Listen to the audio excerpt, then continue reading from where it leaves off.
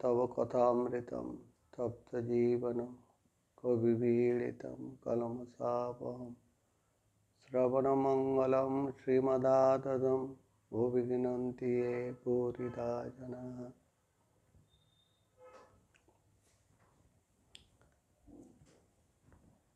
শ্রী শ্রী রামকৃষ্ণ কথামৃত থেকে আমরা পাঠ ও আলোচনা করছি।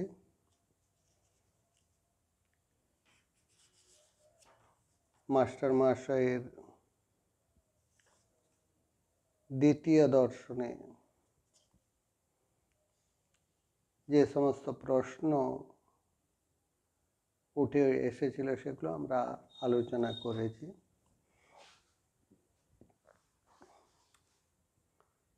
গত ক্লাসে আমরা আলোচনা করেছিলাম তারই রেস্টেনে ঠাকুর বলছেন ব্যাকুল হয়ে তাকে ডাকা চায়। বিড়ালের ছানা কেবল মিউ মিউ করে মাকে ডাকে।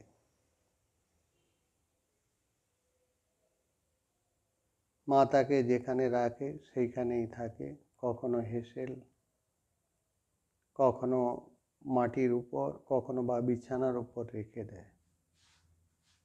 তার কষ্ট হলে সে কেবল মিউ মিউ করে ডাকে, আর কিছু জানে না। মা যেখানেই থাকুক এই মিউ মিউ শব্দ শুনে এসে পড়ে। শ্রীরামকৃষ্ণ সংঘের আমরা অধিবাসী। শ্রীরামকৃষ্ণ সাম্রাজ্যের যে সমস্ত অধিবাসী বৃন্দ, তাদের উদ্দেশ্যে শ্রীরামকৃষ্ণদেবের দুটি ভাব আমরা পাই।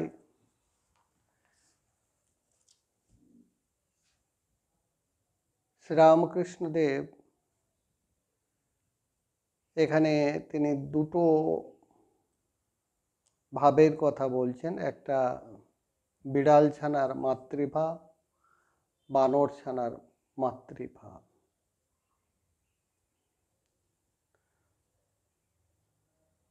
শ্রীরামকৃষ্ণ সাম্রাজ্যের প্রধান ভাব হচ্ছে মাতৃভাব। সেই মাতৃভাবকে আমরা দুটো ভাগে ভাগ করতে পারি। শ্রীরামকৃষ্ণদেব বিভিন্ন জায়গার এর উদাহরণ টেনেছেন। এখানে আমরা বিড়াল ছানার কথা শ্রীরামকৃষ্ণদেব বলছেন, সেটা আমরা দেখলাম।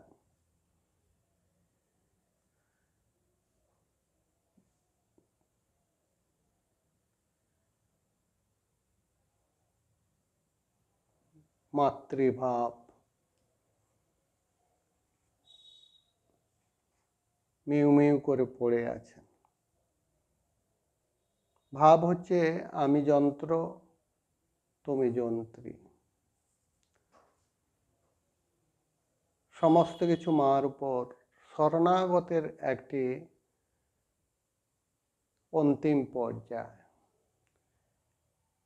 এই সম্পর্কে শ্রীরামকৃষ্ণদেব আমরা দেখেছি, আগেও বলছেন, আমরা যারা সংসারী তাদের সম্পর্কে উপায় হিসাবে তিনি বলেছেন সংসারে থেকে কিভাবে ঈশ্বর দর্শন করা যায়। তার উপায় হিসাবে শ্রীরামকৃষ্ণদেব দেখিয়েছেন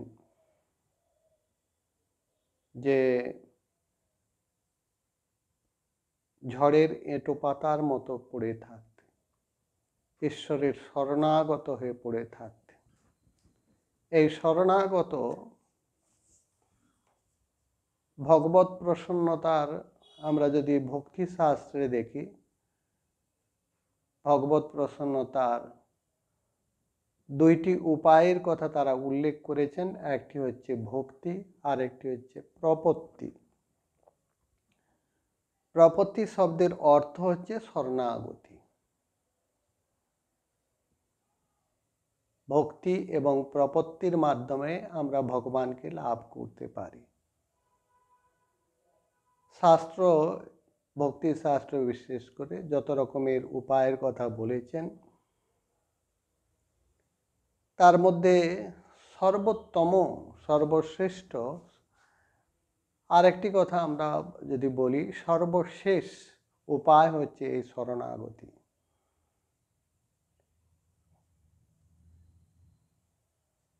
ঈশ্বরের প্রতি আমাদের সেইরূপ বিশ্বাস, যেটাকে ভক্তিশাস্ত্রে বলছে মহাবিশ্বাসের প্রয়োজন, সেই মহাবিশ্বাসের সহিত আমরা যদি ঈশ্বরকে অবলম্বন করি, সেই জন্য আমাদের কয়েকটি বিষয় অবগত হতে হয়। যে সমস্ত বিশ্বাসে কোনরূপ দোষ থাকে না। আমরা অনেক সময় আমাদের যে উদ্দেশ্যকে দুর্বল মনে করি।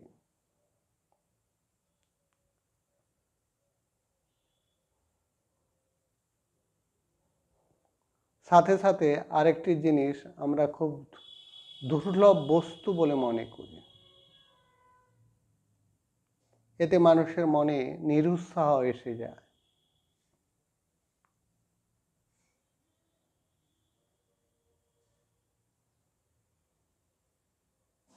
মনে হয় তার মধ্যে সে সামর্থ্য নেই।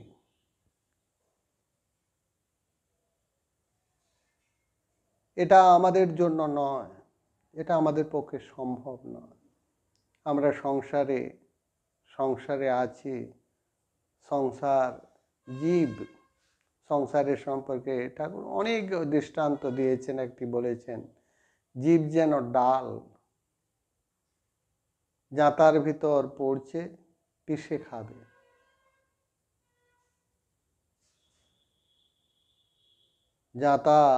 জাঁতারূপ সংসারে জীবরূপী ডাল পিষে যাওয়ার সম্ভাবনা। কিন্তু যে সমস্ত ডাল খুঁটি ধরে থাকে তারা পিষে যায় না। কি সুন্দর দৃষ্টান্ত, ব্যবহারিক জীবনে কত প্র্যাকটিক্যাল দৃষ্টান্ত। তাই খুঁটি অর্থাৎ ঈশ্বরের শরণাগত হতে হয়। শ্রীরামকৃষ্ণদেব, আমরা যদি শ্রীরামকৃষ্ণদেবের জীবনটা দেখি এবং কথামৃত যদি আমরা দেখি, একটু গবেষণার ভাব নিয়ে আমরা যদি শ্রীরামকৃষ্ণ কথামৃত দেখি, শ্রীরামকৃষ্ণদেব আমি আমার এই কথাটি বলতে পারতেন না। খুব কম জায়গাতে আপনি পাবেন শ্রীরামকৃষ্ণদেব আমি বলছেন, শ্রীরামকৃষ্ণদেব আমার বলছেন। কিছু কিছু জায়গায় তিনি বলেছেন, সেইরূপ একটি কথা বলছেন, আমার জীবন নজিরের জন্য। খুব সাংঘাতিক কথাটি শ্রীরামকৃষ্ণদেব বলছেন। অর্থাৎ আমরা যারা সংসারী, আমরা যারা সাধন ভজন করছি, আমরা যারা বর্তমান যুগের মানুষ, তাদের জন্য তিনি নজির অর্থাৎ উদাহরণ রূপে সম্মুখে এসেছেন। স্বামীজি যে শ্রীরামকৃষ্ণদেব সম্পর্কে বলছেন, তিনি হচ্ছেন সার্চ লাইট। বেদান্ত, এই সমস্ত শাস্ত্র বাক্য আমাদের অবধারণ করবার জন্য তিনি হচ্ছেন সার্চ লাইট। শরণাগত হতে হয়, তাকে ডাকো, তার নাম করে, তবে মুক্তি। তা না হলে কালরূপ জাঁতায় পিষে যাবে।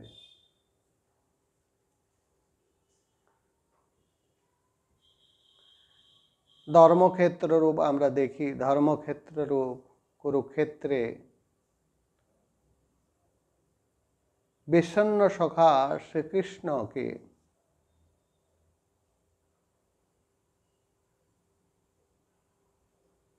জ্ঞান ভক্তি নিষ্কাম কর্মের কত উপদেশ দিয়েছেন। আমরা যদি একটু কাব্যিক নজরে দেখি, উপনিষদ রূপ অরণ্য থেকে সব থেকে শ্রেষ্ঠ শ্রেষ্ঠ ফুলগুলো তোলে সুন্দর মালা গেঁথে তার গলায় পরিয়ে দিয়েছিলেন, গীতারূপী সেই মালা। তাতেও অর্জুনের সংশয় দূর হয়নি, বিষণ্ণতা থেকে যায়। তখন ভগবান শ্রীকৃষ্ণ বলছেন, সর্বধর্মান পরিত্যাজ্য মামেকং শরণং ব্রজ অহং ত্বাং সর্বপাপেভ্য মোক্ষয়িষ্যামি মা শুচঃ। এই শরণাগতির সম্পর্কে ভক্তিশাস্ত্রের বহু দৃষ্টান্ত আমরা পাই। শরণাগতি নিয়ে অনেক আলোচনা চর্চা সপ্তদশ শতকে সেই সময়কার একটি উৎকৃষ্ট বৈষ্ণব সাহিত্য যতীন্দ্র মতদীপিকা, সেই সম্প্রদায়ের আচার্য শ্রীনিবাস দাস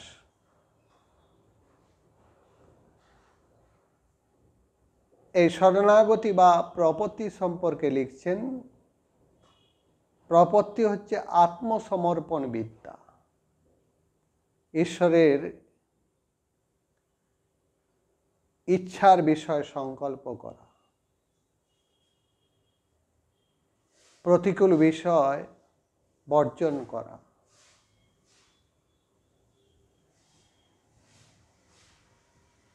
ঈশ্বর আমাকে রক্ষা করবেন, ঈশ্বর আমাকে কৃপা করবেন, এই বিশ্বাস এবং দীনভাবে নিজেকে ঈশ্বরে সমর্পণ করতে হয়। প্রপত্তি বা শরণাগতি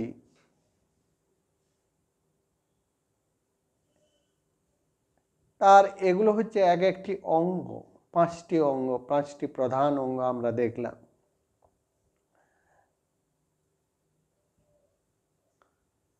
শরণাগতি বা প্রপত্তি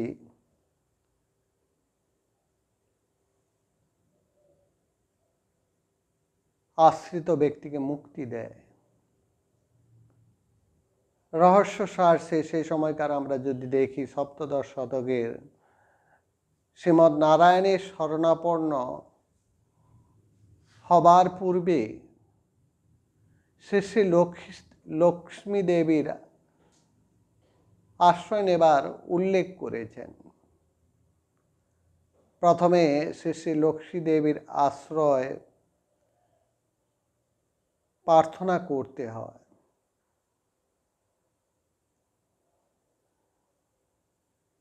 যাতে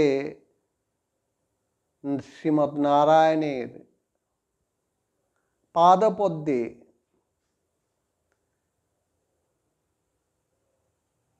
তার আশ্রয় হয়, এই জন্য মায়ের কাছে প্রার্থনা করতে হয়, মা লক্ষ্মী দেবীর কাছে প্রার্থনা করতে হয়।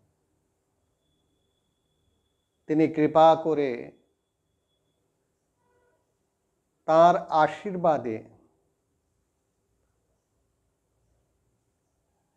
তবে না নারায়ণের প্রপন্ন হতে হয়।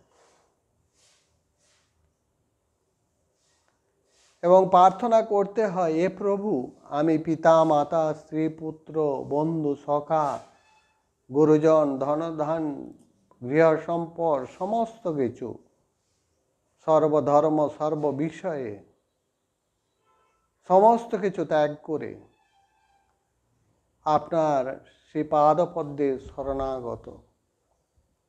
আপনি পিতা, আপনি মাতা, আপনি গুরু, আপনি বিদ্যা, আপনি ধন সম্পত্তি, সমস্ত কিছু আপনি, আপনি আমার সর্বস্ব। এইভাবে খুব সুন্দরভাবে তারা তার উল্লেখ করেছেন।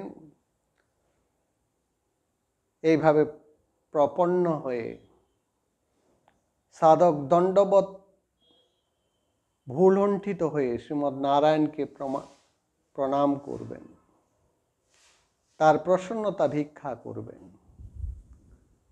নিজের সমস্ত কৃত ক্রিয়মান করিষ্যমান যা কিছু অপরাধ থেকে ক্ষমা প্রার্থনা করবেন। এই প্রার্থনা, ক্ষমা প্রার্থনার সম্পর্কে আমরা যদি দেখি, খ্রিস্টান ফিলসফিতে এর একটা গুরুত্বপূর্ণ অবদান আছে।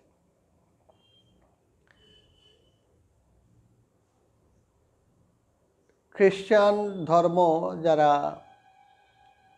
চর্চা করেন তারা জানেন ঈশ্বরের কাছে কনফেস করতে হয়। আমরা যখন রামকৃষ্ণ মিশনে আমাদের যখন ট্রেনিং পিরিয়ড, সেই সময় আমাদের একটি ক্লাসে রামকৃষ্ণ মঠ মিশনের রুলস অ্যান্ড রেগুলেশন ক্লাসে শ্রীমৎ স্বামী প্রভানন্দজি মহারাজ তিনি একটি কথা বলতেন, খ্রিস্টান ধর্মের এই যে পরম্পরা, এই যে ট্র্যাডিশন,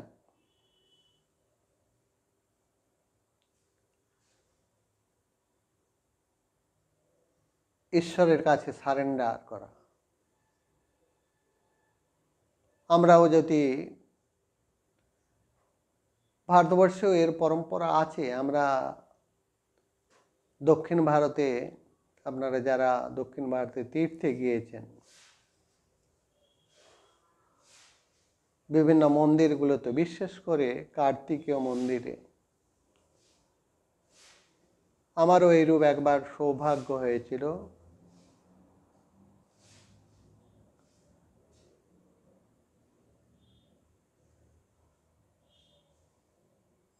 এইরূপ মন্দিরে প্রণাম করবা।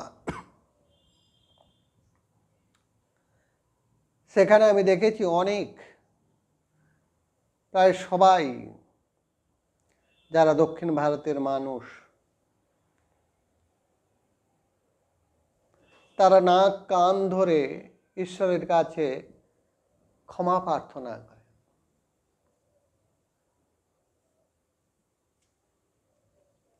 এতে কি হয়, মানুষটার যে অপরাধ, তার থেকে মানসিক দিক দিয়ে কিছুটা শান্তি আসে, মানসিক শান্তি আসে, প্রসন্নতা আসে। ঈশ্বরের কাছে এই ক্ষমা প্রার্থনা করা শ্রীমৎ নারায়ণের কৃপাতে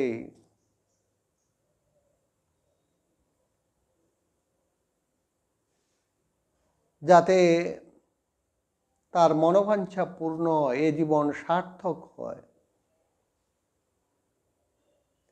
সেই প্রার্থনা রামানুচার্য লিখছেন, অনন্য শরণ্যা শ্রী শ্রী লক্ষ্মীদেবীর আশীর্বাদ ব্যতীত কেউ নারায়ণের কৃপা পেতে পারেন না। নারায়ণের এই জন্য দেখবেন প্রথমে নারায়ণের শরণাপন্ন হওয়ার পূর্বে লক্ষ্মী দেবীর শরণাপন্ন হতে হয়। ভগবান শ্রীকৃষ্ণের দর্শনের পূর্বে আর রাধিকার আরাধনা করতে হয়। রাধিকা যদি কৃপা করে সেই দ্বার উন্মুক্ত করে দেন, তারই কৃপাতেই এটা কেবলমাত্র সম্ভব, ভগবান শ্রীকৃষ্ণের দর্শন। বৃন্দাবন ব্রজভূমিতে এই জন্য সবাই সবাইকে রাধে রাধে বলে সম্বোধন করেন। রাধা ছাড়া আর কোনো গতি নেই। আবার আমরা যদি ব্যাকরণের দিক দিয়ে দেখি, এই রাধা নামের ব্যুৎপত্তি আমরা যদি দেখি, আরাধ্যতে ইতি রাধা, আরাধনা, আরাধনার নাম হচ্ছে রাধা। অর্থাৎ ভগবানকে পাওয়া যায় আরাধনার মাধ্যমে। দর্শন শাস্ত্রে আমরা ভারতবর্ষে প্রথমেই যখন কথামৃতের শুরুতে আমরা আলোচনা করেছিলাম, হিন্দু ধর্ম এত ভাস্ট, এত মহৎ, যুগ যুগ ধরে এই হিন্দু ধর্ম এখনো টিকে আছে স্বমহিমামে, স্বগর্বে। তার অন্যতম কারণ হিন্দু ধর্মের একটি অন্যতম দিক হচ্ছে তার ফিলসফি। প্রত্যেক ধর্মের তার একটা আনুষ্ঠানিক দিক যেরকম আছে, তার একটা ফিলসফিক্যাল দিক আছে। স্বামীজি এ প্রসঙ্গে লন্ডনে একটা বক্তৃতায় তার উল্লেখ করেছেন, হিন্দু ধর্মের এই মহত্বের কথা তুলে ধরেছেন, দর্শনের কথা বলছেন, ফিলসফি। ফিলসফিটা হচ্ছে প্রত্যেকটি ঘটনার পিছনে একটা ফিলসফি আছে, একটি দর্শন আছে। ভগবান শ্রীকৃষ্ণকে পাওয়ার পূর্বে রাধার শরণাপন্ন হতে হয়। রাধার কিছু নয়, আরাধনা, তপস্যা, চেষ্টা, ঈশ্বরের জন্য প্রার্থনা। ঈশ্বর নিত্যম অজ্ঞাত নিগ্রহ, আমাদেরকে নিগ্রহ করবার জন্য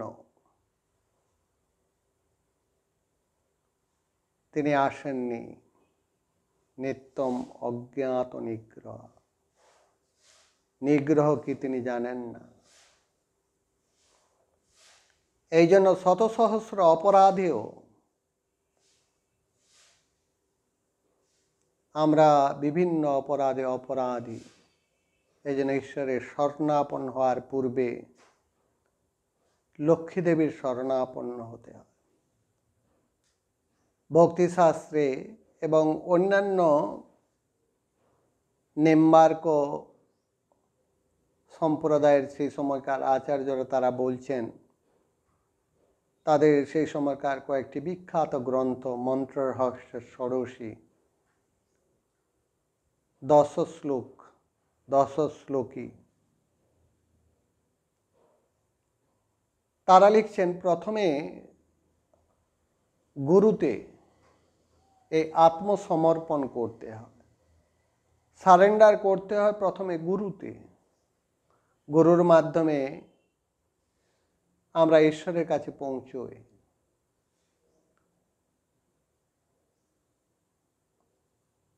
আদৌ গুরু নশেত প্রাণান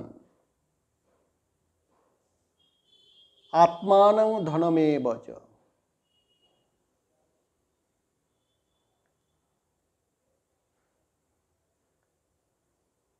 শিষ্য হচ্ছে হবিস্থানীয়। হবি অর্থাৎ ঘৃত। যে হোতার সাহায্যে আহুতি ক্রিয়া সম্পন্ন হয় তিনি হচ্ছেন গুরু।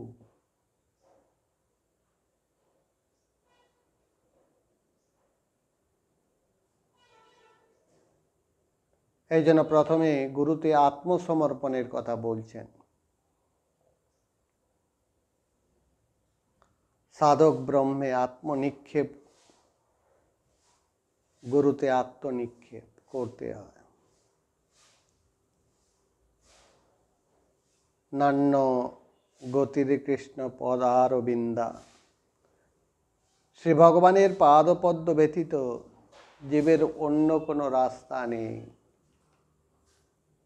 অন্য ভাষায় আমরা যদি বলি,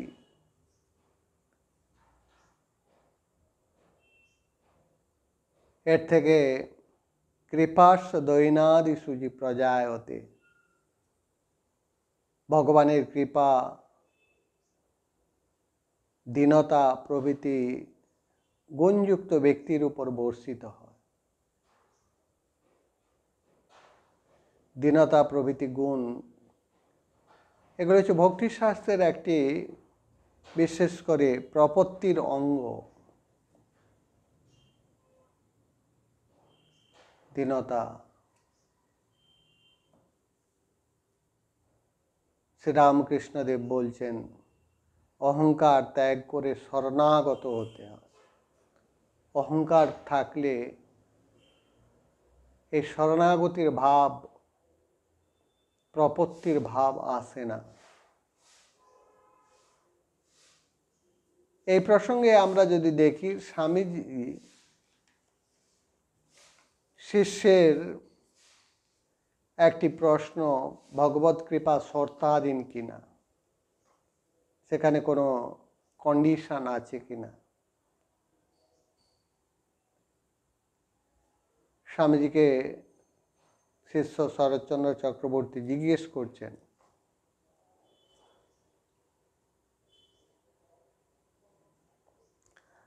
তার উত্তরে স্বামীজি বলছেন কৃপার কোনো কন্ডিশন নেই, কৃপা হচ্ছে তার খেয়াল। এই জগৎ সৃষ্টিটাই তার খেয়াল, লোকবত্তু লীলা কৈবল্যম, তার ইচ্ছা, খেলা।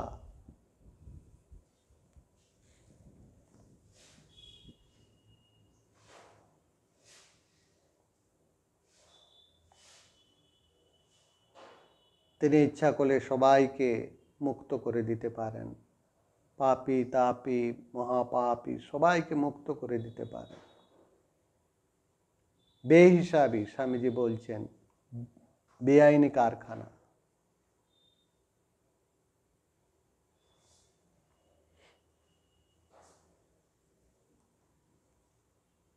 স্বামী শিষ্য সংবাদে তার কথা উল্লেখ করেছেন স্বামীজি, কিন্তু অহংকার ত্যাগ করে শরণা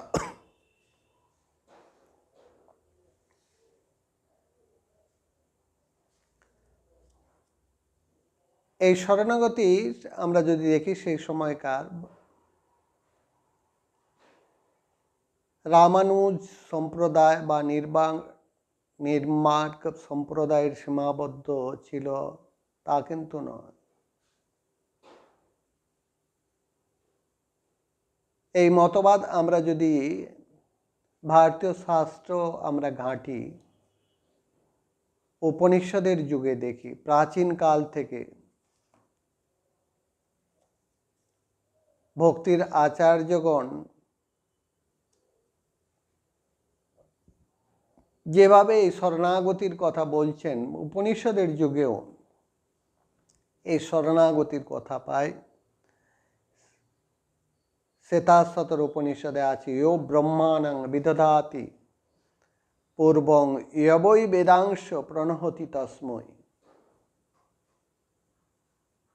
তং হ দেব আত্মবুদ্ধি প্রকাশং মুমুক্ষুবৈ শরণমহং প্রপদ্যে। যিনি সৃষ্টির আদিতে ব্রহ্মাকে সৃষ্টি করেছিলেন, ব্রহ্মার উদ্দেশ্যে বেদসমূহকে প্রেরণ করেছিলেন, মুমুক্ষু হয়ে আমি আত্মবিষয়ক বুদ্ধির প্রকাশক সেই জ্যোতির্ময় পুরুষের শরণ গ্রহণ করছি।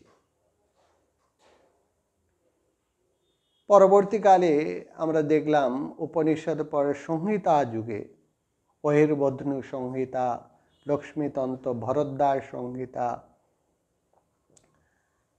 তাছাড়া বিভিন্ন পাঞ্চরাত্র গ্রন্থ, রামায়ণ মহাভারতে, পুরাণাদিতে এই শরণাগতির অনেক উল্লেখ আমরা পাই। গীতাতেও আমরা দেখি, সর্বধন্দ্রান পরিত্যাজ্য মামেকং শরণং ব্রজ অহং ত্বাং সর্বপাপেভ্যো। মোক্ষয়িষ্যামি মা শুচ, যে শ্লোকটি আমরা প্রথমে আলোচনা করেছিলাম, তার ব্যাখ্যায় মধুসূদন সরস্বতী গুড়ার্থ দীপিকায় সেখানে একটি শ্লোক উল্লেখ করেছেন, তস্যৈ বাহং মমৈ ভাষ্য স এবাহ মিতি ত্রিধা ভগবৎ শরণত্বং স্যাৎ সাধনা ভ্যাস পাকত।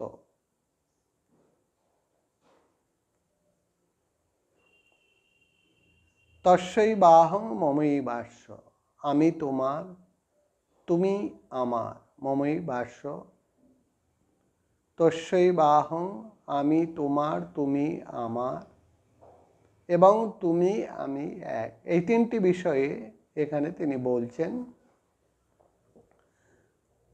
শরণাগতির প্রথম ভূমিতে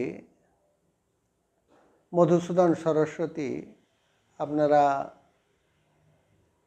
অনেকেই জানেন, তিনি একজন বাঙালি ছিলেন।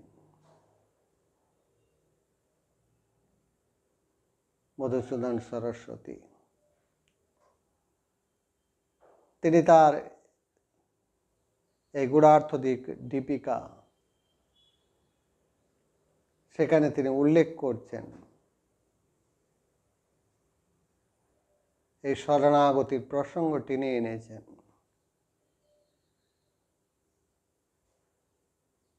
সত্যাপি ভেদাপগমে নাথ তবাহং ন মামকানস্তিম সমুদ্র হি তরঙ্গ কচ্চন সমুদ্র ন তরঙ্গ।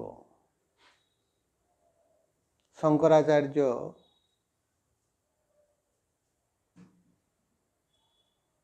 তিনি বলছেন ষটপদীতে, হে নাথ, ভেদ চলে গেলেও চিরকাল আমি তোমার, তুমি যে আমার তা যেন কখনো নয়। সমুদ্রের তরঙ্গ, তরঙ্গের সমুদ্র নয়। প্রথম যে অবস্থা আমরা দেখলাম, আমি তোমার, এখানে তিনটি পর্যায় আমরা দেখছি। শরণাগতির তিনটি পর্যায়ের কথা মধুসূদন সরস্বতী এখানে উল্লেখ করছেন। প্রথম পর্যায়টা কি? প্রথম পর্যায়টি হচ্ছে আমি তোমার। সেখানে আমরা দেখলাম কি, শঙ্করাচার্য বলছেন আমি তোমার, তুমি আমার নয়। সমুদ্রের তরঙ্গ, তরঙ্গের সমুদ্র নয়। অর্থাৎ আমি হচ্ছি দাস, জগতের সমস্ত কিছুর পিছনে আমি হচ্ছি দাস। আমরা যারা শ্রীরামকৃষ্ণ সংঘের অধিবাসী, তারা জানেন স্বামীজি বারে বারে বলছেন, বয়ম শ্রীরামকৃষ্ণ দাসা বয়ম দাসস্য দাসোহম। আমরা শ্রীরামকৃষ্ণের দাস। স্বামীজি বলছেন, আমি শুধু শ্রীরামকৃষ্ণের দাস নয়, দাসস্য দাসোহম, যারা শ্রীরামকৃষ্ণের দাস তাদেরও আমি দাস। এই যে দীনতা, এটা হচ্ছে শরণাগতির প্রথম পর্যায়, দাসস্য দাসোহম। শরণাগতির প্রথমে আমরা দেখেছি, এবং শাস্ত্র আছে, কথামৃতেও ঠাকুর বলছেন, কত গান আছে, রামপ্রসাদ গেয়েছেন।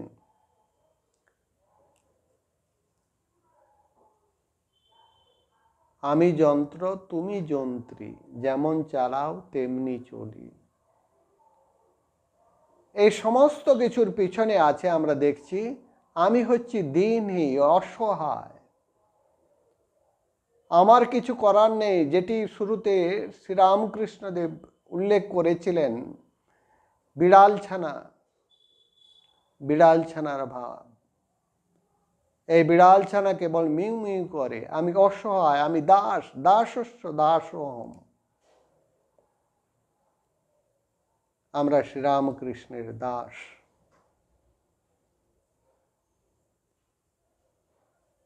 আমরা শ্রীরামকৃষ্ণের দাস, এই বোধ, অসহায় অবস্থা, কেঁদে কেঁদে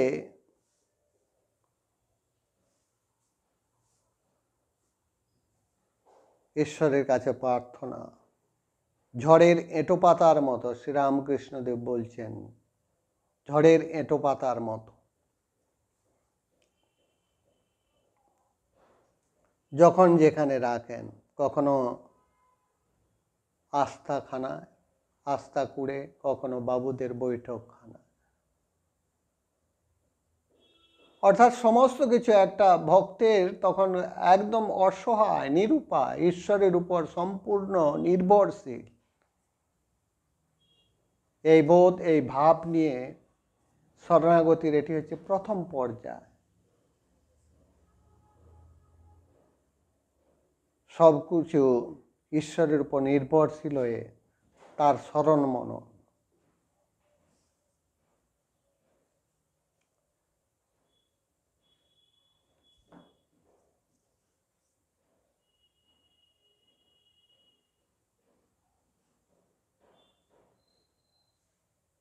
ধীরে ধীরে ঈশ্বরের প্রতি ভালোবাসা হতে থাকে।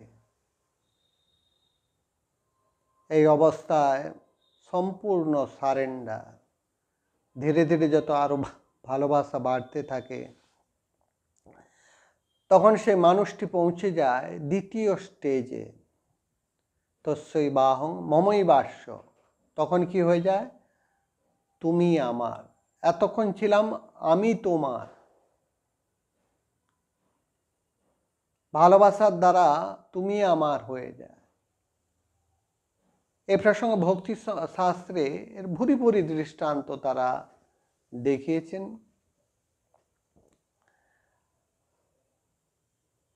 বৈষ্ণব সাধক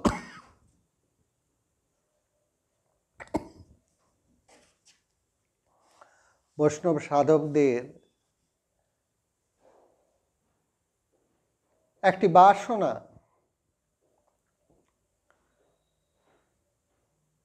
যে তারা বৃন্দাবন পরিক্রমা করবে।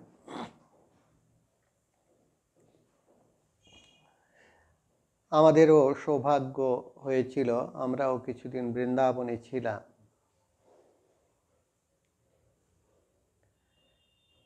এই বৃন্দাবনে থাকার সময় সকালবেলা উঠে মঙ্গল আরতির পর কখনো কখনো আমরাও বেরিয়ে পড়তাম বৃন্দাবন পরিক্রমা করতে। হাজার হাজার অগণিত মানুষ হাতে জপের মালা নিয়ে বৃন্দাবন পরিক্রমা করছেন। বৈষ্ণবদের বিশ্বাস, এটা একটি তাদের একটি সাধনা। অন্ধ বিল্বমঙ্গল তিনি কি করে বৃন্দাবন পরিক্রমা করবেন? কিন্তু বৈষ্ণবদের এই যে ইচ্ছা, সেটা কি জীবনে পূর্ণ হবে না? থাক জীবন বা না থাক জীবন, বেরিয়ে পড়েছেন বৃন্দাবনের পথে। রাস্তায়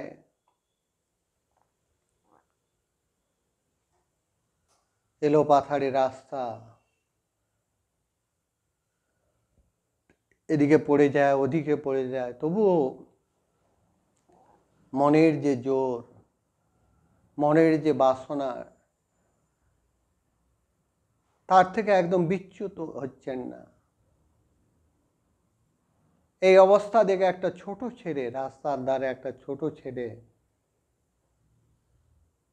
তাকে এসে বলছেন, হে দাদা ঠাকুর, হে বাবা ঠাকুর, আপনি কি করছেন? আপনি অন্ধ মানুষ, পড়ে যাচ্ছেন, এদিকে চলুন, এদিকে আসুন, এদিকে আসুন। রাস্তা দেখাচ্ছেন।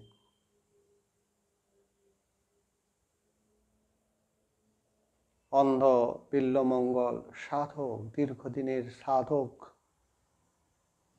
ভক্ত মানুষ, ভগবানকে নিয়ে থাকেন। মনে মনে ভাবছেন, ইনি কি সেই আমার প্রাণধন ভগবান শ্রীকৃষ্ণের প্রেরিত দূত,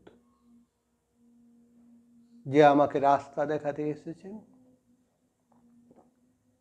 নাকি স্বয়ং ভগবান শ্রীকৃষ্ণ বালক বেশে এসে আমাকে রাস্তা দেখানোর চেষ্টা করছেন?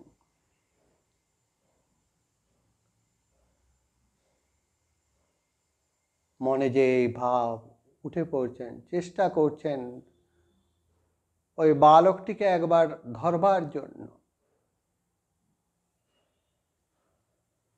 একবার দুবার চেষ্টা করেছেন, তখন তার মনের মধ্যে এই বিশ্বাস এসে গিয়েছে, ভক্ত ভগবানের সামনে ভক্তের কি সুন্দর ভাব, কি সুন্দর অনুভূতি। তিনি বুঝতে পেরেছেন যে জন্য আমি এই পরিক্রমায় বেরিয়েছি, ওকে যদি একবার ধরতে পারি। একবার চেষ্টা করেছেন, যে শেষ ধরতে গিয়েছেন, হাত থেকে জোর করে ছেড়ে বেরিয়ে গেছেন। ভগবান বালকরূপী শ্রীকৃষ্ণ হাতটা জোর করে ছাড়িয়ে নিয়েছেন। ভাগবতী সেই ঘটনা খুব সুন্দরভাবে তার বর্ণনা করছেন। হস্তাদ উৎসিপ্য অতোসি বলাৎ কৃষ্ণ কিমদ্ভুতম, হৃদয়াদি মন্যসে পৌরুষম গণয়ামিতে। হস্তাদ উৎসিপ্য, হাতটা যে জোর করে তুমি কেড়ে নিলে, কিমদ্ভুতম,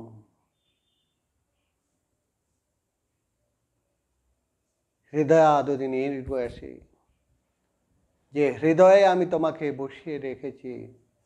শ্রীরামকৃষ্ণদেব আমাদেরকে বলছেন, হৃদয় হচ্ছে ডঙ্কা মারা স্থান, হৃদয় হচ্ছে তার বৈঠকখানা, হৃদয় গুহায় তিনি বিরাজমান। আমি যে তোমাকে হৃদয়ে ধারণ করে আছি, সেই হৃদয় থেকে বেরিয়ে তুমি দেখাও তোমার কত পৌরুষ, তোমার কত ক্ষমতা। হস্তাদ উৎসিপ্য অতোসি বলাৎ কৃষ্ণ কিমদ্ভুতম।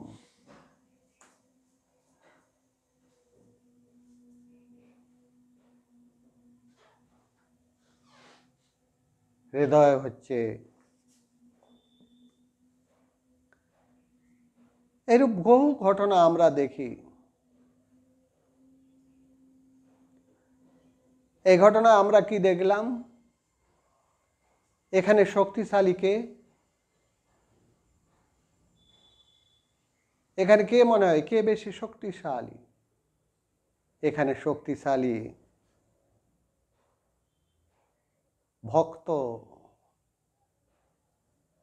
ভক্তের জোর চলে। শ্রীরামকৃষ্ণদেব বলছেন ভালোবাসা, এই ভালোবাসা, ঈশ্বরের প্রতি ভালোবাসার মাধ্যমে ধীরে ধীরে জোর চলে। ভক্ত শক্তিশালী। এরও আরো ঘটনা আমরা যদি দেখি, ভাগবতের ভুরি ভুরি দৃষ্টান্ত আছে। আমরা যখন রামকৃষ্ণ মিশনের স্টুডেন্ট ছিলাম, তখন আমাদের একটি বই ছিল, আমরা পেয়েছিলাম আশ্রম থেকে, ভাগবতের কথা ও গল্প। সেখানে একটি খুব সুন্দর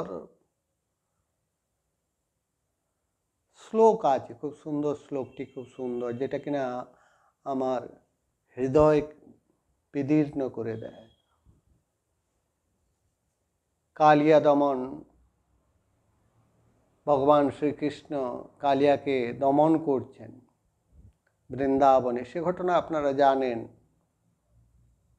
কালিয়াকে যখন ভগবান শ্রীকৃষ্ণ তার মস্তকের উপর নৃত্য করছেন,